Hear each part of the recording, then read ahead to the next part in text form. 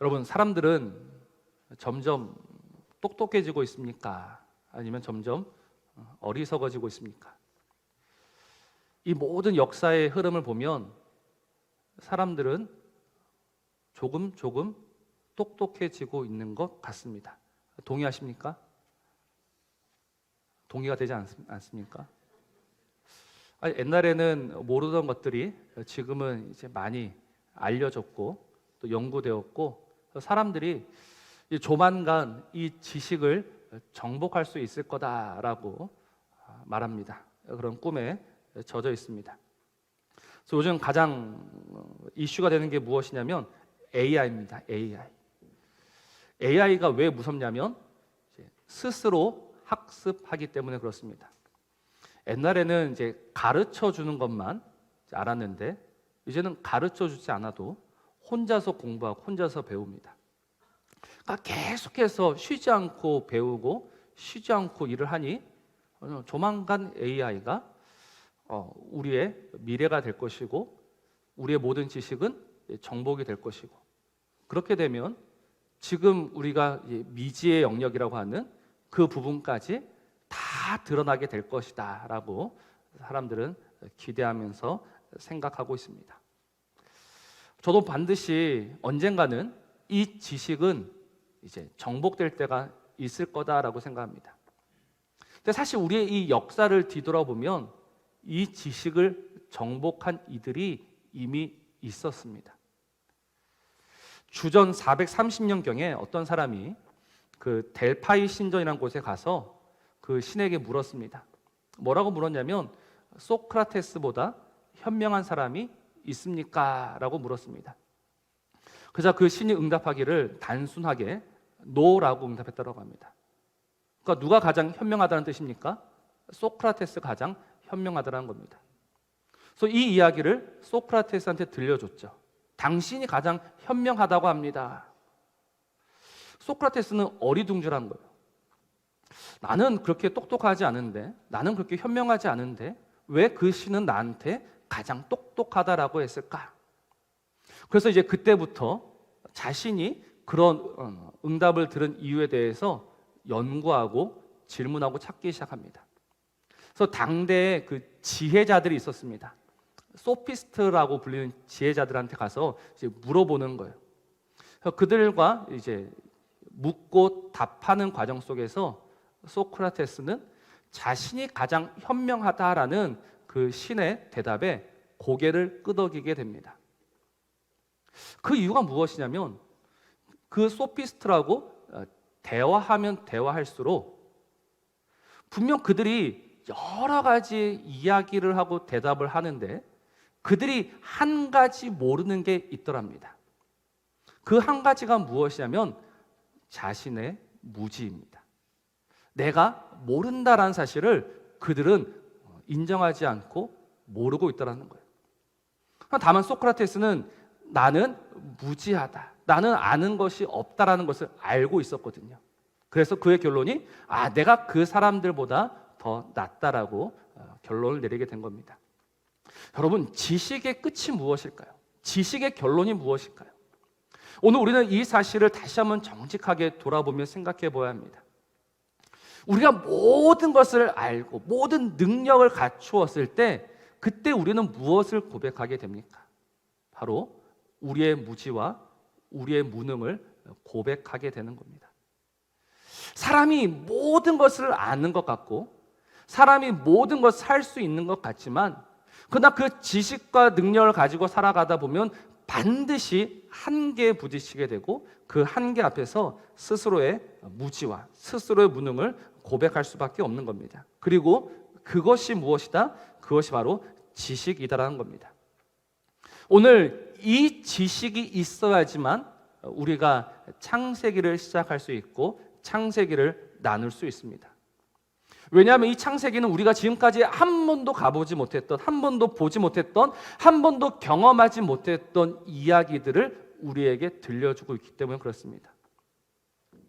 이 창세기를 시작하면서 정말 이야기는 꺼내기 싫었지만 우리는 또다시 이 정말 해묵고 해묵은 창조와 진화 이야기를 할 수밖에 없습니다. 그리고 사람들이 기독교를 공격하는 이유가 무엇입니까? 사람들이 기독교를 배척하는 이유가 무엇입니까? 많은 사람들이 기독교는 비과학적이다라고 합니다. 비과학적이다. 그러면 반대로 이 이야기는 무슨 말이냐면 진화는 과학적이다라는 겁니다. 진화는 과학적이다. 여러분, 진화는 과학이 맞습니까? 우리가 진화와 창조, 그러니까 진화는 과학이 아니고 창조는 과학이다. 또 반대로 진화는 과학이고 창조는 과학이 아니다. 이 이야기를 하려는 것이 아닙니다. 여러분, 진화도요 사실은 이론입니다. 이론이라는 것은 검증이 되어야 돼요. 검증이 되면 법칙이라고 부릅니다. 근데 우리가 지금 진화의 법칙이라고 부릅니까? 진화론이라고 부릅니까? 진화론이라고 부릅니다. 진화론이라고 부르는 이유는 아직 검증이 되지 않았기 때문입니다. 사실 검증을 할 수가 없습니다. 왜냐하면 너무 옛날이거든요. 너무 오래전이다 보니 검증을 하고 싶어도 검증할 수 없는 거예요. 근데 이게 진화론자들한테는 아주 좋은 핑계거리가 됩니다. 어떤 핑계냐면 그 옛날 우리가 가보지 못했던 그 수십억 년 전 과거로 가면 그런 일이 있을 수 있다라고 이야기하는 겁니다. 그래서 진화론자들의 주장에서 빠지지 않는 이야기가요, 우연히입니다. 우연히. 그 오랜 시간 어떻게 하다 보니 우연히 이렇게 변하고 이렇게 변하고 이렇게 변했다. 이게 진화입니다. 여러분, 제가 이 진화를 이제 지난주 동안 보면서 사실 과학자들이 제일 믿을 수 없는 게 진화다라는 주장들을 많이 봤습니다. 특히 수학을 한 사람들은 진화를 절대 믿을 수가 없다고 합니다. 왜냐하면 확률적으로 일어날 가능성이 결국은 0이기 때문입니다. 우리가 만약에 이제 동전이 100개 있습니다. 여러분들이 동전 100개를 가지고 있습니다. 동전 100개를 딱 던졌을 때 전부 다 100개 전부 다 앞면이 나올 확률은 얼마일 것 같습니까? 여러분들이 동전 100개를 가지고 한 몇 년 정도 던지면 전부 다 앞면이 쫙 나올까요? 계산해 본 적 없으시죠? 그래서 제가 대신 계산했습니다. 우리끼리는 할 수 없고요. 지구의 인구가 한 100억 명이라고 가정해 봅시다. 지금 한 70억 되니까 계산하기 편으로 한 100억 명. 이 100억 명이 1초에 한 번씩 던집니다. 1초에 한 번씩. 그러면 한 몇 년 걸릴 것 같습니까? 100억 명이 1초에 한 번씩 던지면 한 3년 정도면 되지 않을까요? 한 10년이면 되지 않을까요? 계산해 보니까 여러분 3천억 년입니다. 3천억 년. 동전 뭐 100개 다 앞면 한 번 나오는 거 쉬울 것 같은데 수학적으로 계산해 보면 100억 명의 사람들이 쉬지 않고 1초에 한 번씩 던졌을 때 3천억 년이 걸리는 겁니다. 그것도 제가 이렇게 많이 좀 애누했기 때문에 그렇지 한 4천억 년 가까이 됩니다. 우리 지구의 나이가 몇 년입니까? 50억 년을 알고 있습니다. 그러면 아직까지 한 번도 동전 앞면이 나온 적이 없다는 거예요. 그래서 과학자들이 하는 이야기가 무엇이냐면 그 우연을 우리는 받아들일 수 없다는 겁니다. 여러분, 창조는 비과학이고 진화는 과학이다. 이거는 성립하지 않는 말입니다. 창조는 과학이고 그러면 진화는 비과학이다. 이것도 사실은 성립하지 않는 말입니다. 창조와 진화 모두 과학의 영역이 아니라 이거는 믿음의 영역이다라는 것을 여러분들이 아셔야 합니다. 진화는 믿을만 해서 믿는 것이 아니에요. 창조는 믿을만 해서 믿는 것이 아니에요. 과학적인 주장과 과학적인 뒷받침은 없어요. 오히려 선택의 문제입니다.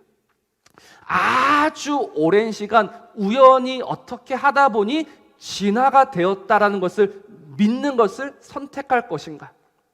아니면 오늘 창세기 1장 1절에서 하나님이 천지를 만드셨다라는 이 이야기를 믿을 것을 선택할 것인가? 이 선택의 문제다라는 겁니다. 근데 오늘 감사한 것은 세상은 여전히 오랜 시간 우연히 살아가다 보니 이렇게 되었다라고 믿는 것을 선택하면서 살아갑니다. 근데 오늘 우리는 그 선택을 하지 않습니다. 우리는 태초에 하나님이 천지를 만드셨다라는 이 진리를 선택했습니다. 어떻게 이 진리를 선택할 수 있었습니까? 하나님이 우리에게 믿음을 주셨기 때문입니다. 하나님이 우리에게 믿음을 주셔서 하나님이 오늘 우리로 하여금 한 번도 가본 적이 없고 경험하지도 못했던, 우리가 감히 상상할 수도 없는 그 태초를 보게 하시고 태초를 믿게 하시고 하나님이 만드셨다, 하나님이 창조하셨다라는 이 진리 앞에 오늘 저와 여러분을 무릎 꿇게 하신 겁니다. 이게 은혜요, 이게 하나님의 사랑입니다. 세상은 여전히 이 진리를 믿지 못해서 여전히 자신들만의 진리를 쌓아가고 있습니다. 그러나 그 진리의 결론이 무엇이겠습니까? 그들이 진리라고 믿고 그 진리에 목숨을 걸고 살아가고 있는데 그들의 마침, 그들의 결국이 무엇입니까? 결국은 사망이라는 것입니다. 그러나 오늘 우리의 결론은 그렇지 않습니다. 오늘 우리의 결론은 그 하나님의 창조 앞에 무릎 꿇음으로 말미암아 그 하나님의 생명과 그 하나님의 영혼과 그 하나님의 능력을 맛보아 살아갈 수 있는 줄로 믿습니다. 그러니 오늘 이 진리를 사랑하시면서 날마다 하나님이 만드신 이 천지를 바라보시면서 하나님을 기억하시면서 하나님을 주목하는 저와 여러분이기를 주님의 이름으로 축복합니다. 그렇다면 여기서 중요한 것은, 그렇다면 하나님이 왜 창조하셨을까라는 질문이 될 겁니다. 제가 창세기를 시작하면서 딱 창세기 1장을 시작하면서 제일 처음 들었던 마음이 무엇이냐면 후회였습니다. 괜히 이거는 내가 건드리면 안 될 것을 건드렸다라는 마음이 너무 커졌습니다. 왜냐하면 오늘 1장 2절부터 해석이 안 되기 때문에 그렇습니다. 땅이 혼돈하고 공허하며 흑암이 깊음 위에 있고 하나님의 영은 수면 위에 운행하시니라. 혼돈이 무엇이며 공허가 무엇이며 흑암은 무엇인가? 또 하나님의 영은 수면 위에 운행하셨다라고 했을 때 과연 이 수면은 또 무엇이란 말인가? 그래서 여러분, 이 창세기 1장 2절만 가지고 정말 어마어마한 책이 쓰여져 있다는 사실을 알고 계십니까? 많은 주석이라는 책들이 있는데 이 창세기 1장 2절 이 한 절 말씀 때문에 수많은 주장과 수많은 이야기들이 나와 있습니다. 또 오늘 제가 지금 이 시간에 그 이야기를 다 들려드리면 여러분들은 기뻐하시면서 만족하시면서 돌아가실 겁니까? 혼돈이 무엇이며 공허가 무엇이며 하나님의 영이 수면 위에 운행하셨다라는 이 이야기에 여러분들은 마음이 가십니까? 제가 내린 결론은 무엇이냐면 하나님이 왜 창조하셨는가? 우리가 무엇보다 이 창조의 이유를 아는 것이 가장 중요하다라고 생각을 했습니다. 여러분, 하나님께서 왜 만드셨을까요? 왜 태초에 하나님이 하늘과 땅을 만드셨겠습니까? 심심해서 만드셨을까요? 그냥 할 일이 없어서? 어떻게 하다 보니 만드셨습니까? 그렇지 않습니다. 창조에는 이유가 있고 목적이 있습니다. 그러면 그 이유와 목적이 어디에 있느냐? 창세기 1장 말씀을 쭉 읽어보면 하나님께서 첫째 날, 둘째 날, 셋째 날 무엇을 만드셨는지 차례차례 나옵니다. 그래서 이 창조의 흐름을 보다 보면 창조의 이유와 창조의 목적을 발견하게 되는 거예요. 여러분, 첫째 날에 하나님께서 무엇을 만드셨습니까? 빛과 어둠을 만드셨습니다. 둘째 날에는 궁창을 만드셨습니다. 셋째 날에는 땅을 만드셨고 식물을 만드셨다라고 합니다. 그러니까 첫째 날부터 셋째 날까지는 하나님이 그릇을 만드신 거예요. 그럼 넷째 날부터는 무엇을 하시겠습니까? 그 그릇을 채워가시는 거죠. 빛과 어둠을 만드셨으니까 넷째 날에는 무엇을 만드셨겠습니까? 해와 달과, 제가 이 해와 달과 별만 나오면 이 속에서 좀 올라오는 게 있습니다. 우리 애들이 올해였나요? 그 전국 어린이대 나가가지고 퀴즈대 나갔지 않습니까? 그래서 한 문제 차이로 이제 그 우수해서 장려 받았는데 애들이 이 넷째 날에 무엇을 만드셨냐 이게 퀴즈 나온 거예요. 그래서 애들 뭐라 적었냐면 해와 달과 별을 적었어요. 잘 적었으면 못 적었습니까? 광명체가 답인 거예요. 광명체. 제가 이 광명체란 말만 보면 좀 올라온 게 있습니다. 이건 저의 인격이 부족한 거고, 어쨌든 그 넷째 날에 빛과 어둠을 주관하는 광명체들을 만드셨습니다. 그 다섯째 날에는 궁창, 바다가 있으니까 새와 물고기를 만드셨고, 여섯째 날에는 뭘 만드셨습니까? 모든 동물들 만드신 거예요. 그리고 그 동물들 가운데 무엇도 있습니까? 하나님의 형상을 따라 지음받은 사람도 있습니다. 그래서 다음 주에는 이 하나님의 형상에 대해서 한번 나눠볼 거고, 어쨌든 지금 하나님은 그릇을 만드셨고 그릇을 채우셨습니다.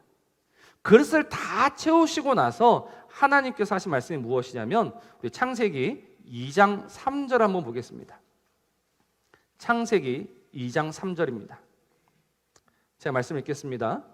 하나님이 그 일곱째 날을 복되게 하사 거룩하게 하셨으니 이는 하나님이 그 창조하시며 만드시던 모든 일을 마치시고 그날에 안식하셨음이니라 라고 합니다. 자, 하나님께서 지금 그릇을 만드셨습니다. 그릇을 채우셨습니다. 그 그릇을 다 채우시고 나서 하신 일이 무엇이냐면 그 일곱째 날을 무엇되게 하사? 복되게 하사 거룩하게 하셨다라고 합니다. 그러니 이 창조의 이유와 목적은 무엇입니까? 하나님의 은혜로, 하나님의 복으로 채우시기 위함이다라는 겁니다. 하나님이 왜 이 온 천지 만물을 만드셨는가? 하나님의 은혜와 하나님의 복으로 채우시기 위함입니다. 하나님의 은혜와 하나님의 복으로 채우신다는 말이 무엇이냐면, 하나님의 선하심과 하나님의 뛰어나심과 하나님의 사랑과 하나님의 은혜와 하나님의 영광을 나타내 보여주시기 위함이다라는 겁니다. 그러니까 이 창조된 이 피조물들은 하나님의 영광을 보여주는 겁니다. 하나님의 위대하심을 보여주는 겁니다. 하나님의 아름다우심을 보여주는 겁니다. 우리가 어떻게 눈에 보이지 아니하는 그 하나님을 아름답다라고 할 수 있는가? 우리가 어떻게 만나본 적 없는 그 하나님을 위대하다라고 할 수 있는가?